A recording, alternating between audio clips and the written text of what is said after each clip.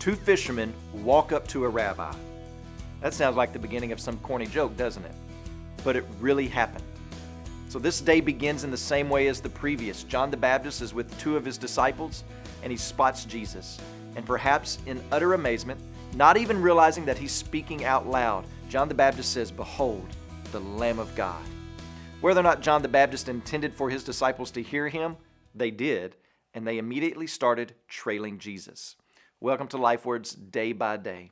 John chapter 1 verse 35 says, "The next day again, John was standing with two of his disciples, and he looked at Jesus as he walked by and said, 'Behold, the Lamb of God.' The two disciples heard him say this, and they followed Jesus." So John the Apostle is doing something even more dramatic in this text than just letting us know that two guys started following Jesus. In verses 35 through 51, John the Apostle gives us 7 different names or titles of who Jesus is. Notice them with me. In verse 35, Jesus is called the Lamb of God. He's called Rabbi in verse 38, the Messiah in verse 41, the focus of the Mosaic law in verse 45, the focus of the writings of the prophets in verse 45, Jesus of Nazareth, verse 45, Son of God, verse 49, the King of Israel, and the Son of Man in verse 51.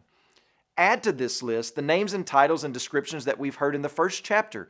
Jesus is referred to as the Word, the Creator, the Light, the Life, grace and truth, the only God. And when you add all of these together, you walk away with quite a magnificent person that the author has built up. Listen to some of these again and try to grasp the magnitude of what's being said, that Jesus is the Creator, Son of God, King of Israel. And yet, here, this person is in our text, this Jesus, with mere men becoming his followers. Remember, the prestigious religious men do not want anything to do with Jesus. It's the fishermen that he is attracting. And what we're seeing is that this is king who is not just to be feared, but he is one to be followed by the weakest of humans. Jesus lets you follow him. He's not private. He doesn't sit up in the luxury suites away from all the people. He could be followed and watched. You could sit next to him at the dinner table and carry on a conversation.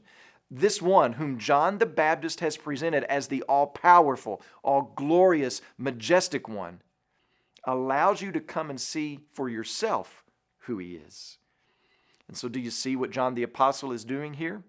He is ascribing all of these wonderful and over-the-top and true titles to Jesus. And he's also saying this one, this Messiah, the King, he can be followed. And true followers grasp this. They understand, even if it's just a little bit, the overwhelming privilege of being able to follow Christ and discover who he truly is. Today, please pray for Adam Batarse, our missionary in Florida.